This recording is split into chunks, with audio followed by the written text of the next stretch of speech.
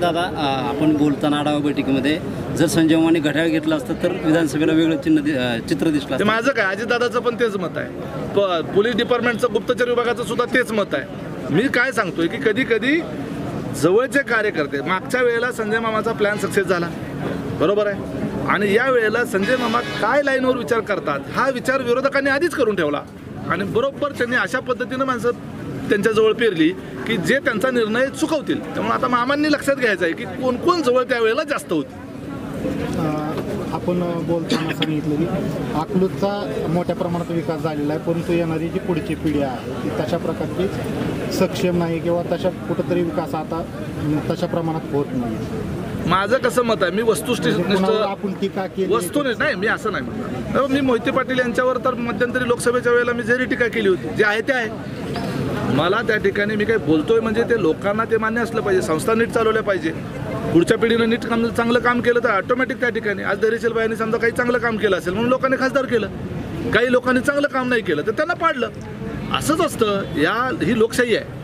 तुमच्या डोक्यामध्ये सत्तेची हवा जाऊ देऊ चालत नाही आणि सातत्यानं तुम्ही कार्यरत राहिलात, लोकांच्या उपयोगात पडलात, लोकांच्या सुखदुःखात गेलात आणि लोकांना सातत्यानं तुम्ही जाणीव करून दिली की मी तुमच्यासाठी सेवेच्या भावनेतून काम करतो.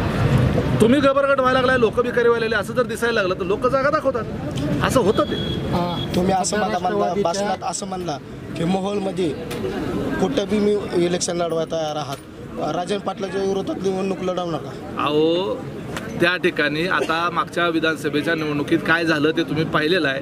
त्यांचे आता नावं घेऊन मला विनाकारण त्या ठिकाणी आता बोलायला लावू नका. ही माझ्या पक्षाचं व्यासपीठ आहे, ते अजून आमच्या पक्षातच आहे, त्यामुळे या विषयावर नो कॉमेंट्स. मी काय म्हटलं, कार्यकर्त्यांनी अशा पद्धतीनं काम करावं की त्याला उद्याच्याला लोकांनी बोलवून घेऊन निवडणुकीला उभा केला पाहिजे. मी त्या ठिकाणी असं म्हणालोय की मोहोळ तालुक्यामध्ये जर ओपन कुठं झालं, बरोबर आहे, कुठल्याही गटात जाऊन मी उभारून निवडून येऊ शकतो. पण आता कसं आहे, आता मी जरा मध्यंतरी जरा विधान परिषदेला वगैरे नाव आल्यामुळं, आमदारकीच्या रेसमध्ये आल्यामुळं आता कशाला पुन्हा माघारी पाठवत आहे. पण लढवायचं म्हणलं तर नक्की लढवू शकतो, कुणीही उभारू द्या. दादा आपण मग बोलताना इथल्या कार्यकर्त्यांच्या कानपिचक्या घेत असताना सांगितलं की पद अडवून ठेवू नका, तुम्हाला जर कामं करायची असतील तर फक्त निवेदन देऊ नका आणि कुठं तर चिरेमिरीसाठी काही करू नका. नेमकं काय कार्यकर्त्यांच्या तशा काय तुमच्याकडे तक्रारी आल्या होत्या? नाही, हे इन जनरल असतं. मी जिल्हाध्यक्ष आहे, यापूर्वी मी महाराष्ट्राचा अध्यक्ष राहिलेला युवकांचा, पक्षाचा मुख्य प्रवक्ता राहिलो, अनेक वर्ष जनरल सेक्रेटरी म्हणून काम केलं, किमान 5-25 जिल्ह्यामध्ये निरीक्षक म्हणून काम केलं. त्यामुळे संघटनेचा 20 वर्षाचा अनुभव आहे. त्यामुळे सर्व तऱ्हेचे सर्व गमती करणारे कार्यकर्ते जवळून बघितलेले आहेत. ते कार्यकर्त्यांना भाषण करत असताना जिल्हाध्यक्ष म्हणून काही कानपिचक्या द्याव्या लागत असतात. आता आपण पाहतो की थोड्या दिवसापूर्वी आता पंचायत समिती झेडपीच्या निवडणुका लागणार आहेत. करमाळ्यामध्ये पक्षापेक्षा गटातटावरती निवडणुका चालतात हे देखील तुम्हाला माहिती आहे. करमाळा काय घेऊन बसला, सगळ्या जिल्ह्यात तशीच परिस्थिती आहे. पश्चिम महाराष्ट्रातच आपल्या गटातटाचं राजकारण आहे, तरीही पक्षाची गरज लागते. गटातटात असलं तरी सुद्धा त्यांनी आता बिना पक्षाचा राहिला की त्या ठिकाणी त्याला फारसं महत्त्व देत नाहीत. मग पक्षाचं महत्त्व त्या नेत्यालाही असतं, परंतु त्या नेत्याला मानणारा एक वर्ग असतो, कारण तो त्या लोकांच्या करता स्वतःचं झिजवत असतो, म्हणून ते गट तयार होतात. हे लक्षात घ्या. त्यामुळं कुठल्याही पक्षामध्ये अशा पद्धतीचं गटाचं राजकारण असतंच. ते काही फक्त राष्ट्रवादीतच आहे असं आहे का? नाही, सगळीकडे आहे. थोडं शिवसेना भाजपमध्ये त्यांचे एका विचारानं काम करणारा एक मतदार, त्यांना मतं देणारा मतदार आहे. राष्ट्रवादीचा, काँग्रेसचा मतदार हा कामावरच्या जोरावर मतं देणारा मतदार असतो आणि त्याच्यामुळं गटातटाचं राजकारण थोडंफार आहे. ते आम्ही काय करू, आम्ही आमच्या पद्धतीनं ते पक्षाला पूरक राहील अशा पद्धतीनं आम्ही ते गटातला आमच्यामध्ये मिसळू. तुम्ही मगाशी बोलताना सांगितलं की मी जर करमाळ्यामध्ये लक्ष दिलं तर 7 ते 8 हजार मतदान वळवू शकतो. म्हणजे येणाऱ्या या निवडणुकीमध्ये तुम्ही विशेष करून करमाळ्यावर लक्ष देणार? माझा आजोळ आहे करमाळा मतदानामध्ये, त्यामुळे मला 7 ते 8 हजार नाही. तुम्ही जरा अंदाज लावा सगळे पाहुण्यारोळ्यांचा माझ्या किती मताचा फिरवू शकतो ते जरा हिशोब काढा तुम्ही.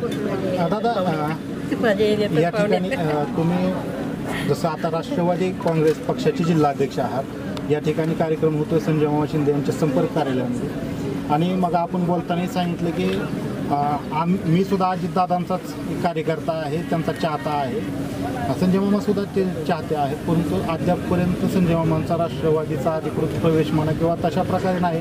फक्त ते म्हणतात की माझे नेते अजितदादाच आहेत, परंतु राष्ट्रवादीचा संजय मामाच्या कार्यालयामध्ये राष्ट्रवादीच्या पक्षाच्या जिल्हाध्यक्षाची आढावा बैठक होते. सगळ्यांनी गळ्यात मफलर घातल्यात, मामाच्या जवळचे कार्यकर्ते गळ्यात घड्याळ घालून बसल्यात इथं कोण तुम्हाला दिसतोय की जो मामाच्या जवळच आहे घड्याळाच्या ऐवजी दुसरं काय धरलंय? मामाच्या गळ्यात मफलर नाही. ही सगळी मामाच्या गळ्यात आहेत, म्हणजे किती मफलर झालं विचार करा की.